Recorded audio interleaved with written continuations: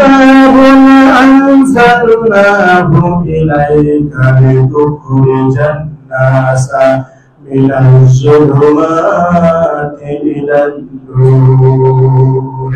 এই কিতাব আপনার উপরে আমি অবতীর্ণ করেছি যাতে করে আপনি মানুষকে অন্ধকার পথ থেকে আলোর দিকে নিয়ে যেতে পারে। এর জন্য হাবিব আপনার উপরে আমি কোরআন নাযিল করেছি, বলেন সুবহানাল্লাহ। এখন অন্ধকার কি? রাত শেষে যেটা দিন শেষে যেটা রাত হয় সেটা কোন অন্ধকার নাকি? না না না, ওটা তো অন্ধকার আছে, কিন্তু কুরআন কোন অন্ধকারের কথা বলছে সেটা হচ্ছে মানব রচিত আইন। মানুষের মন মস্তিষ্ক পুরুষত্ব যত সব আইন আছে এই সবগুলো হচ্ছে কুরআনের ভাষায় বলা আছে অন্ধকার। আমি মুসলমান, আপনি মুসলমান, আপনার আমার জীবনের দেশের সংবিধান আমি কোরআন, কিন্তু আমরা অনুসরণ করি Abraham Lincoln, curl Marx, Mao সেতু, Lenin, Machiavelli, John Kerry, Aristotle, আরো হাদিসের নাম আছে না, বলেন আমরা তাদের অনুসরণ করি। কেউ বলে শেখ মুজিবুর সৈনিক, কেউ বলে জিয়ার সৈনিক, কেউ বলে হাসিনার সৈনিক, কিন্তু বুদ্ধকে বলা যায় না মুহাম্মদ সাল্লাল্লাহু আলাইহি ওয়াসাল্লামের সৈনিক। সংখ্যা হাজির এজন্য মানুষের রচিত যত কথা পথ মত আছে সব কি বলেন অন্ধকার। এই মানুষের মন মস্তিষ্ক পুরুষিত পথ থেকে ফিরিয়ে আল্লাহ পাক বলেন কুরআনের পথে আসো।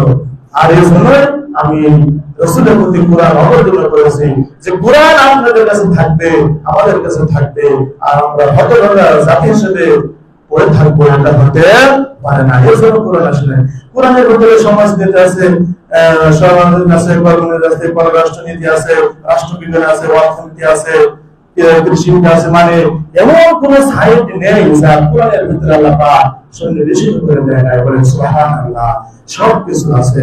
তো সম্মানিত হাজিরিন, সময় খুব সংক্ষিপ্ত। এই কুরআন হেদায়েতের জন্য আল্লাহ পাক পাঠিয়েছেন। কিসের জন্য বলেন? হেদায়েতের জন্য। বিশ্ব নবী সাল্লাল্লাহু আলাইহি ওয়াসাল্লাম বলেন, একদিন গভীর রজনীতে আমি পবিত্র কুরআনুল কারীম তেলাওয়াত করতেছিলাম। এমন সময় আমার কণ্ঠে কুরআনুল কারীম ছেলেরা শুনতে পেলেন, আর নবীর মুখে কুরআনুল কারীম তেলাওয়াত শোনার সাথে সাথে, কুরআনের কথা শোনার সাথে সাথে ছেলেরা কথা বলে উঠল, ইন্না সামি'না কুরআনান আজাবা। আজকে আমরা বড় এক আশ্চর্য ধরনের কিতাব শুনতে পেয়েছি। বলেন সুবহানাল্লাহ। যেসব জিনদের বয়স 1000, 1500, 2000, 3000 বছর, যারা জাবর শুনেছে, ইনজিল শুনেছে, তারপরে সব আসমানি কিতাবের তেলাওয়াত যারা শুনেছে, তারা নবীজির কণ্ঠে তেলাওয়াত শুনে বলছে আজকে আমরা বড় এক আশ্চর্য ধরনের কিতাব শুনলাম। এরপরে কি হলো?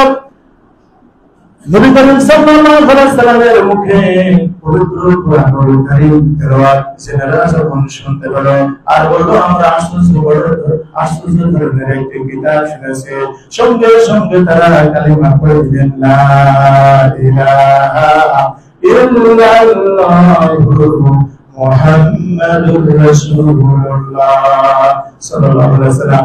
ছেলেরা সবাই কালিমা পড়ে মুসলমান হয়ে গেলেন। বলেন সুবহানাল্লাহ। সম্মানিত হাজিরিন, কোন কুরআন আল্লাহ সুবহানাহু ওয়া তাআলা আমাদেরকে দান করে। কুরআনের কাছে যদি আপনি প্রশ্ন করেন, কুরআন তুমি কোথায় ছিলে, কোথা থেকে এসেছো, কি কারণে এসেছো, কার উপরে নাযিল হয়েছো, দিনে হয়েছো নাকি রাতে এসেছো, এই পৃথিবীর বুকে তুমি এসেছো তোমার কাজটা কি, তোমার মিশনটা কি। কুরআনের কাছে যদি আমি প্রশ্ন করি, কুরআনুল কারীম তার নিজেই জবাব দিতে পারবে। বলেন সুবহানাল্লাহ। কুরআনকে যদি প্রশ্ন করা হয় তোমাকে কে নাযিল করেছে, কুরআন তার জবাবে বলে কুরআনুল কারীম বলেছেন, তানজিলাম মিম্মান খালাকাল আরদা ওয়াস সামাওয়াতিল উলা। মহান সত্তা সেই আল্লাহ যিনি আকাশ এবং জমিন সৃষ্টি করেছে, সেই আল্লাহর পক্ষ থেকে আমি কুরআন পৃথিবীর বুকে নাযিল হয়েছে। জোরে জোরে বলেন সুবহানাল্লাহ।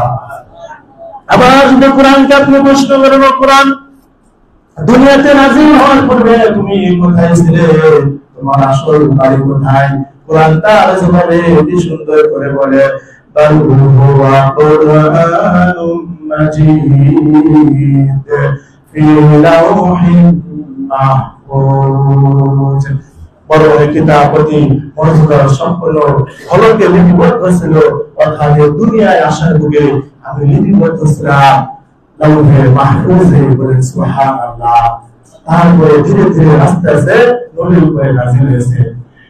কুরআন বলছে কার উপরে কিতাব নাযিল হয়েছে শোনো, ওয়া আমিনু বিমা নুজিলা আলা মুহাম্মাদ, সে বিষয়ের উপরে দুনিয়াবাসী তোমরা ঈমান আনো যেটা মুহাম্মদ সাল্লাল্লাহু আলাইহি ওয়াসাল্লামের উপরে নাযিল করা হয়েছে। এখন বলেন তো নবীর উপরে কোন কিতাব নাযিল করা হয়েছে? কোন কিতাব? কুরআন নাযিল করা হয়েছে। আবার সূরাতুল ফুরকানের প্রথম আয়াত আল্লাহ পাক বলেন তাবারাকাল্লাযী